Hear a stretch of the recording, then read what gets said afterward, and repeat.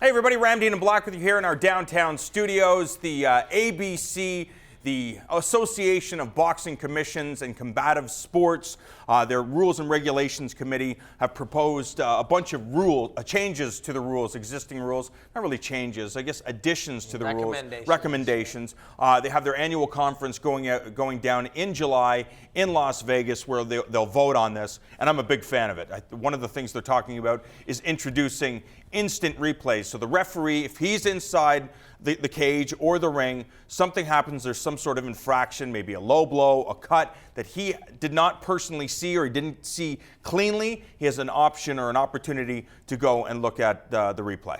Technology is an interesting thing. It doesn't cure it all. Great, we can see the replay now. Well, how does he interpret the replay? Is he able to take all that information? Who is he? Yeah, of course. He's the man who judges. So this isn't a fix-all, but it's an interesting one. Most sports use it. And the main way, Sean Wheelock recommended this thinking, the main way they're looking at doing, like you said, something happens and I've got this gash over my head and the fight must be stopped. Was that an intentional foul? If so, you may be disqualified. Exactly. Was this an accidental headbutt? If so, and it's in the third round, we go to the scorecards. Is it a no contest because of some other event? So as far as outcome, I think the athletes would appreciate it. And I'm just here to offer up the other side. But when instant replay goes wrong, I was commentating Taekwondo at both the World Combat Games and at the Pan Am Games here in Toronto in 2016. And every single thing, everything gets instant replayed.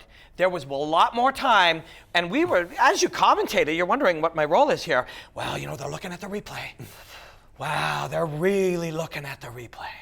Oh, when you look at that replay, I think his toe touched him. Like, it can go way too far. I am not a fan of the slippery slope argument in things, but replay can go horribly, horribly wrong. But I think starting it out for this purpose, as it results in outcomes, I think makes sense. The flip side of that, and we love the kids. We love the Laramie brothers from Windsor, Ontario. Yep.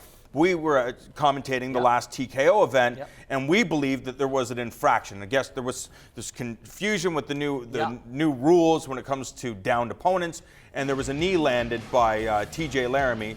They gave him the win. We believe if the referee had a chance to go back and, of course, re-examine the rules, the new rules, and have a chance to look at it, it would be a disqualification. I don't know, man, because again, this is where now it's still just the opinion of one man. Because if I'm looking at that, I don't think he tried to knee the man with his knee down. I don't think it was intentional. I think in the moment, as a guy coming up, we're throwing a knee. Now, I have to go from being a referee who implements rules to being somebody who can discern intent.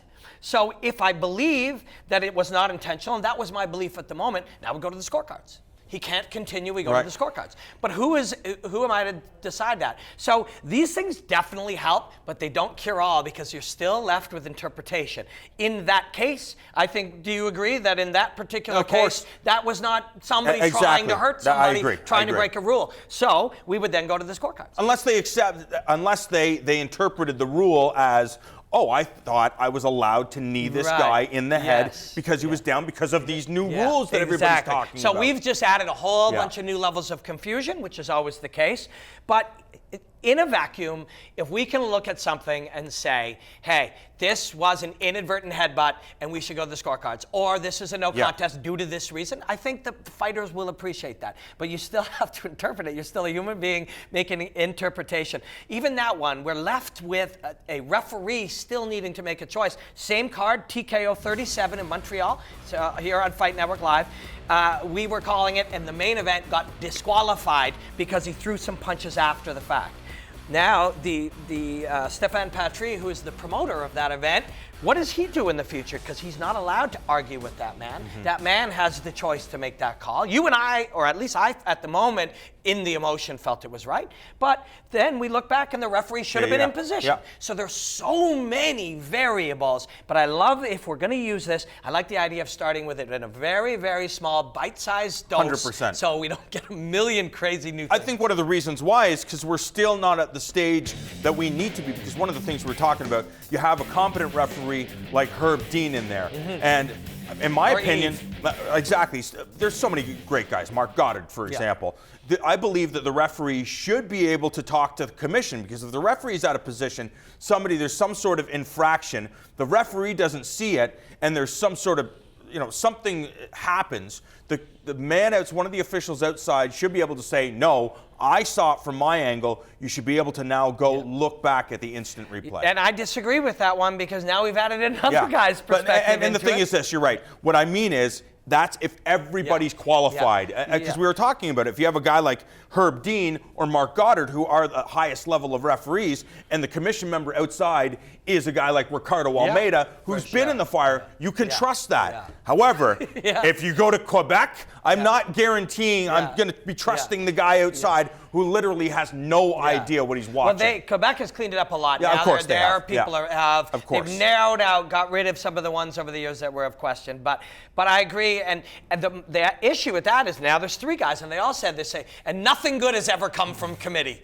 The leaders make choices, committees make crap. You know what I mean? But these are imperfect things. The reason this conversation exists is because if you care enough to look at it, you look and go, human error has always been a part of sport. It'll always be a part of sport. So will the replay help? Well, it'll give that human another perspective, but it may or may not help. In the end, we need to have the best people who care the most, who are the most committed, and really focused, and we're still going to get human error, because we're all humans, we make mistakes. One of the changes they're talking about, in addition, is for the referees to have the power to stop a fight if a fighter loses control of a bodily function. What do you think? What does that mean? I think if you can't stand on your foot, where I can see something's injured, or you peed yourself, that's a bodily function. Chance on John getting his arm doesn't work, and you can't protect. Defend himself. I think the ref should have that. I like that choice. Again, it's one man, and we're always, when you're in these fights and you see these guys, and just the other weekend, that one gentleman, his knee gave out, and people were saying, oh, the corner should stop it, or oh, the ref should stop it. These guys desperately want the chance to win. When you're dreaming of scoring that goal on your broken leg, when you're playing road hockey or football or whatever, you dream of that moment, and these guys want that moment. Isn't there a reality, though, that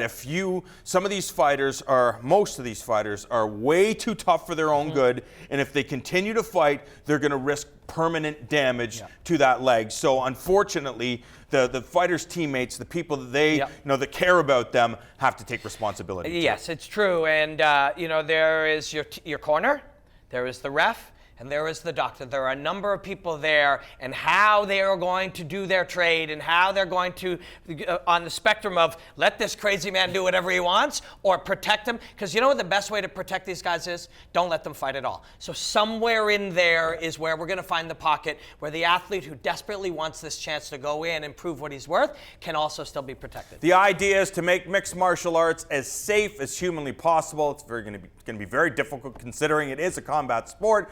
But the vote goes down in Las Vegas this July.